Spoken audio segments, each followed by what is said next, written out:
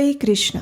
भगवान श्री हरि को अत्यंत प्रिय है एकादशी तिथि, और उसमें भी ये वो एकादशी तिथि है जिसमें भगवान की एक और प्रिय वस्तु का संधान है, और वो है आंवला वृक्ष। और इसीलिए इस एकादशी का नाम पड़ा है आमलकी एकादशी। फाल्गुन मास के शुक्ल पक्ष में आने वाली ये एकादशी अत्यंत पुण्य फल प्रदान करने वाली है। और जानते हैं क्यों? चलिए, इसके लिए आपको एक संक्षिप्त कथा सुनाती हूँ, जो कि स्वयं महान ऋषि वशिष्ठ ने सुनाई थी।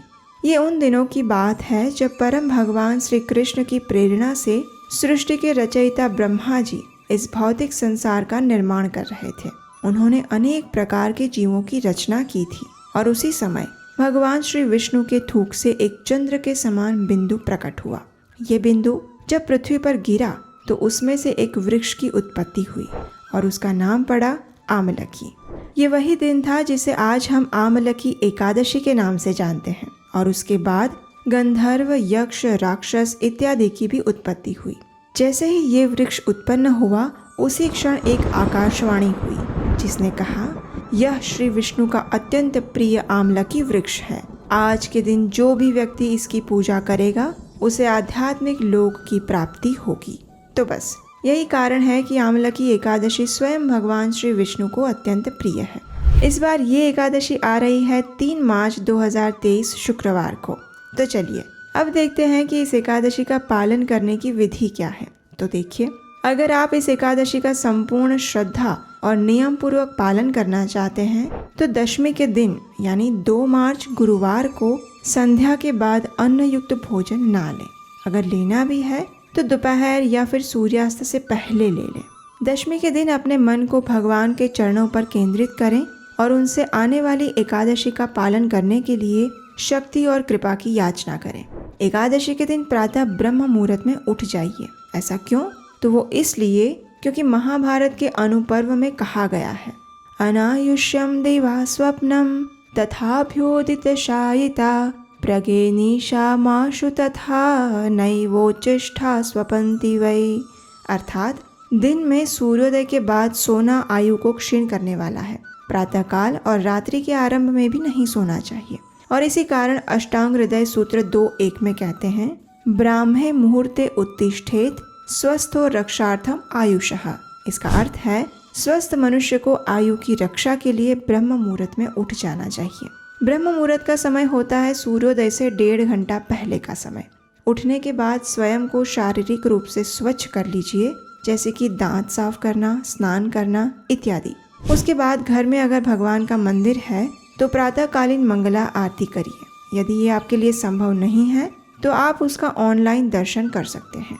प्रत्येक इस्कॉन मंदिर में प्रातः 4:30 बजे मंगला आरती होती है।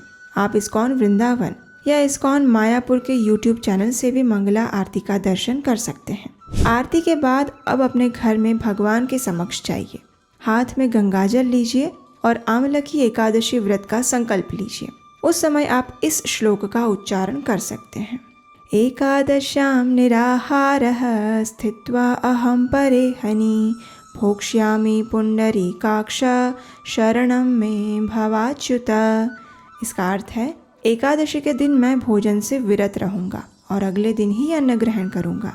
हे पुंडरीकाक्ष, हे अच्युत, कृपया मुझे अपनी शरण में लीजिए। संकल्प लेने के बाद अब समय है तुलसी देवी की पूजा अर्चना करने का, क्योंकि श्रीमती तुलसी महारानी भगवान श्री कृष्ण की शुद्ध भक्त हैं और उनके माध्यम से ही हम परम भगवान की शुद्ध भक्ति प्राप्त कर सकते हैं। तो तुलसी देवी को एक मध्यम उच्च आसन पर स्थापित करें, उन्हें जल अर्पण करें, उनके समक्ष घी का दीपक प्रज्वलित करें और उनकी 4 बार प्रदक्षिणा करें।